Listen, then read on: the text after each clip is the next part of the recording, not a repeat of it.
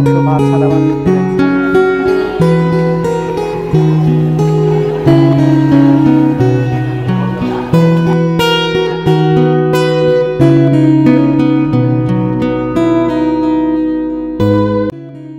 খাবার বিলিয়ে দিয়ে গাড়িতে উঠতে উঠতে মনে হচ্ছিল জীবনটা খুবই ছোট, আমরা সবাই ক্ষণিকের অতিথি।